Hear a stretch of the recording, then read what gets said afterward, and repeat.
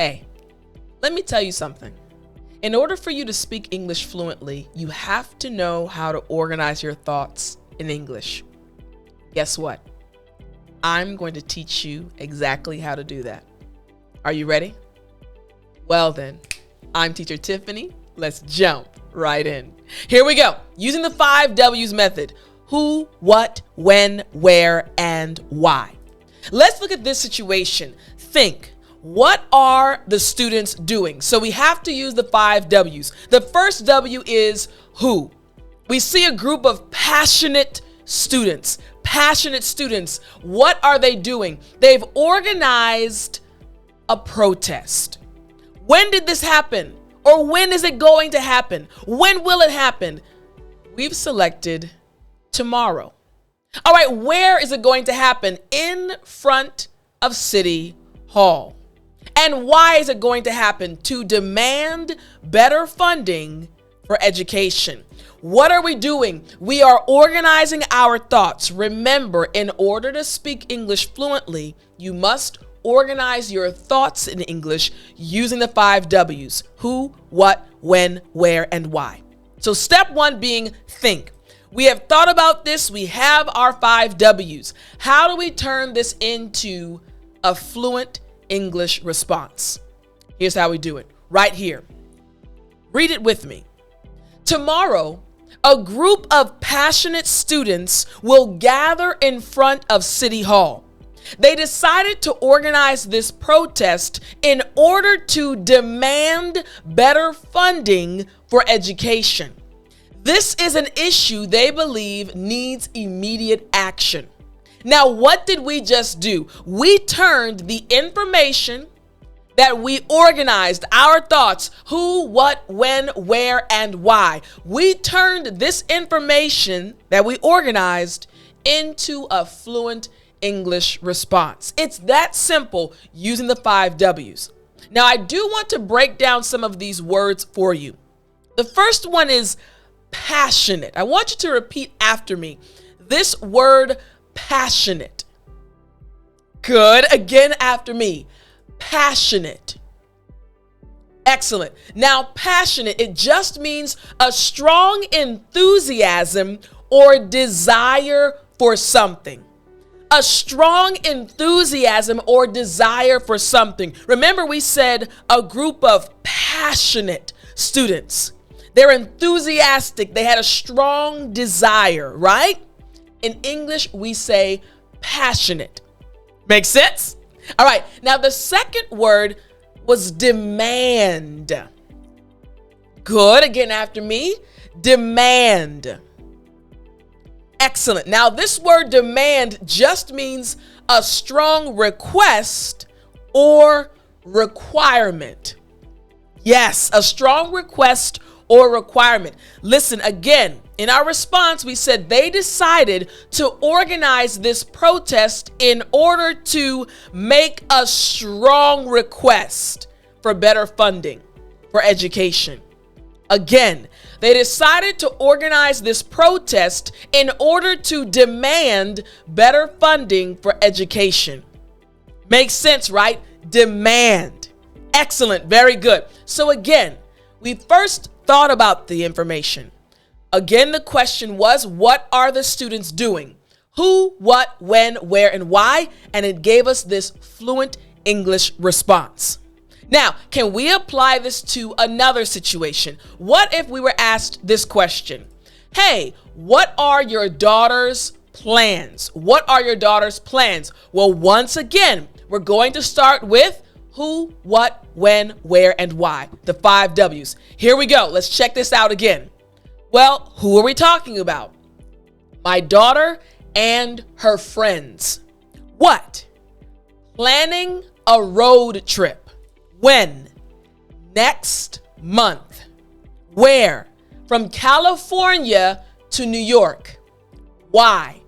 To explore new places and create lasting memories. Look what happened.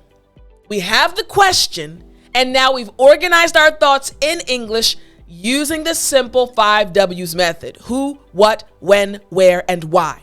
So now, with this information that we now have in answer to the question, how do we change this to actually be a fluent English response? So let's go back here. Here we go. My daughter and her friends are planning an epic road trip from California to New York. Their plan is to leave next month, but they are still in the planning phase. They all want to explore new places and create lasting memories. A great response. A very, very natural and fluent English response. But notice once again, it has each of the 5 W's: who, what, when, where, and why. Remember, when we were thinking about this question, what did we do? We organized the who, what, when, where, and why. So now, having this response, now let's go a little bit deeper, because there are new words and expressions that I want to make sure you understand. The first one being epic. Good. Again, after me, I want you to say it. Epic.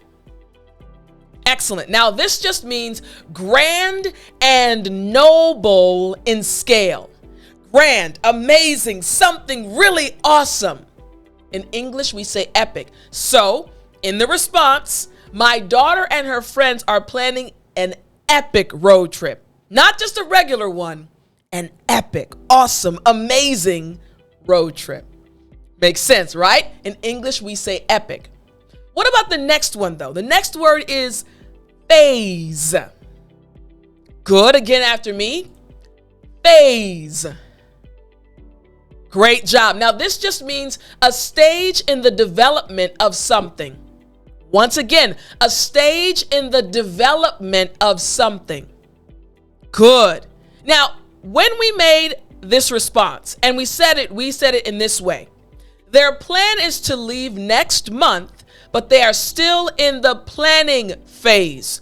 They are still in the planning stage. They're still developing. They're still planning. Makes sense, right? In English, we say phase. And the last one I want to look at is lasting memories. Good. Again, lasting memories. Great job. Now, this just means memories that will remain in the mind for a long period of time. In English, we say lasting memories. For example, I still remember the very first time my mom made banana nut bread and I was 4 years old. Ooh-wee! It was good.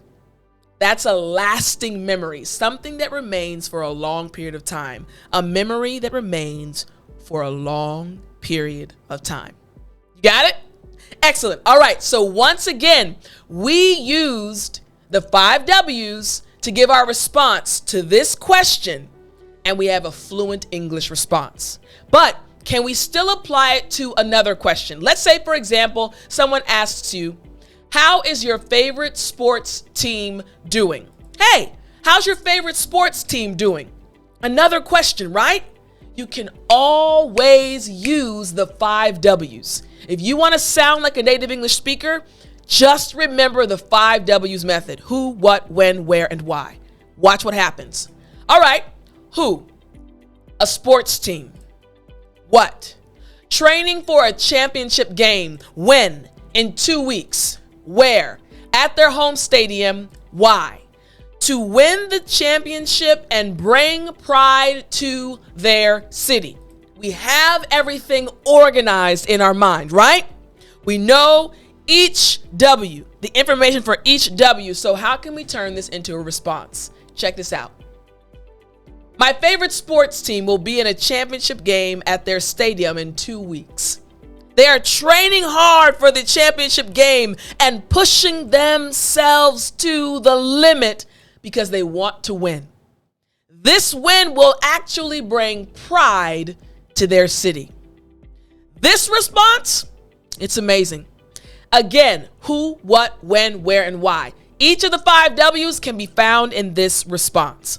Now, I do want to explain some of the words. Look at this first expression, pushing themselves to the limit. I want you to repeat after me. pushing oneself to the limit.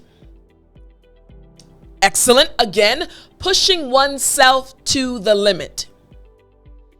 Good job. Now, this just means to strive to reach one's fullest potential, to challenge oneself in order to achieve a desired outcome. Challenging yourself, pushing yourself forward. You want to speak English fluently, so you're watching this lesson. You're letting me be your English teacher. You're letting me help you, and you're working hard to achieve that goal. You are pushing yourself, right? So pushing yourself to the limit means to your fullest potential. Makes sense, right? All right. Now, what about the other one? Pride. Good. Again, pride. Excellent. Now, we'll read the response over again after we go over this word. Now, this just means a feeling of pleasure or satisfaction in oneself for one's achievements. Like, ha, I did that. Yes, I know. I'm amazing.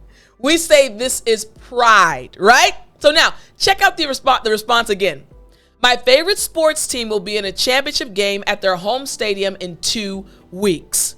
They are training hard for the championship game and pushing themselves to the limit because they want to win. Makes sense, right? And finally, this win will actually bring pride to their city. Makes sense, right? Excellent. I want you to remember this. No matter what the topic is, no matter what the question is, you can use the simple 5 W's method: who, what, when, where, and why, to answer any question and sound like a native English speaker. I hope you enjoyed this lesson. Don't forget, if you want to keep studying with me, all you have to do is go to www.dailyenglishLessons.com. You can join our family. I have lessons prepared for you each and every day of the year to help you achieve your English goals. Push yourself to the limit and you'll achieve your goal. I'll talk to you in the next lesson. Have a great one.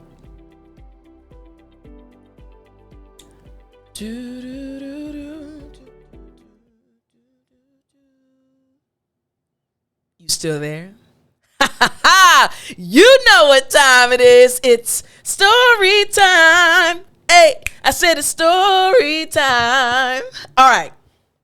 I'm going to tell you a story that happened to me when I turned 40.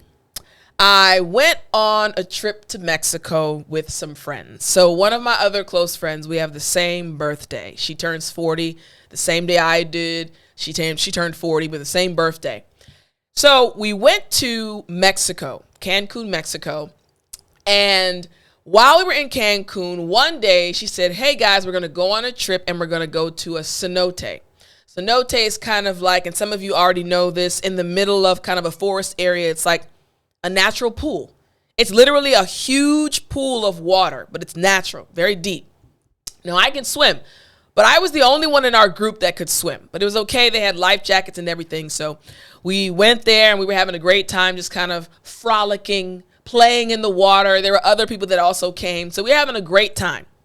Now, the guy leading our group said, hey, if anyone wants to jump into the water, we have a way for you to basically fly into the water. Like, we held this stick and we kind of went down like a zip line, right? It was a zip line over the water. He said you can hold on to the stick as you're going on the zip line, and then when I say let go, and you'll fall in the water. My friends, of course, they couldn't swim. They didn't want to do it. I said, okay, I'll try. When we got to the cenote, he was telling us this in the bus as we were traveling to get to the cenote. I realized it was quite high.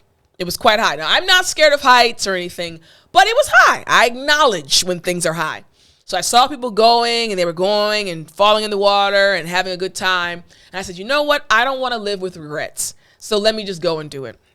So I walked to the top where the zip line was. And again, it was high. I grabbed the stick, and the guy said, okay, ma'am, you just go. He said, and when you hear me yell, let go of the stick. I said, okay. Now, here's the thing. It was a little stick, and when you grab onto it, you don't stay still. You're kind of like moving back and forth, and the zip line goes fast. So he said, okay, go. So he kind of pushed me a little bit, and I was holding onto the stick, and I was flying through the air, and I heard him say, now, and I let go. And when I let go, it took a little while to hit the water. I hit the water. Of course, my feet hit the water first. And it seemed like I went down for a long time. Enough for me to talk to myself. I was still in the water. I said, Tiff, we're still going down. We're still going down. So once I kind of got to the point where I stopped going down and it was time to come back up, I started kind of moving my arms to come back up. Moving my arms to come back up. I said, Tiff, just keep swimming. Just keep swimming. You guys know that reference in the movie, right?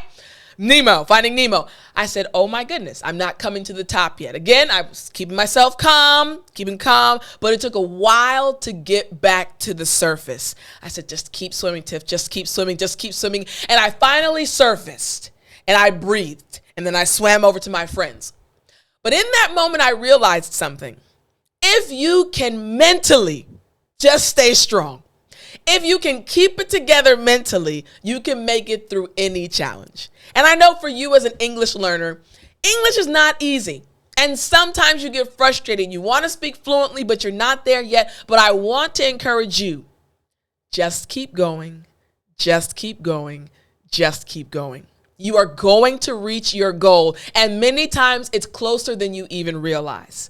So just like I didn't stop swimming to the top, don't stop swimming to the top. You will achieve your goal. I'll talk to you next time.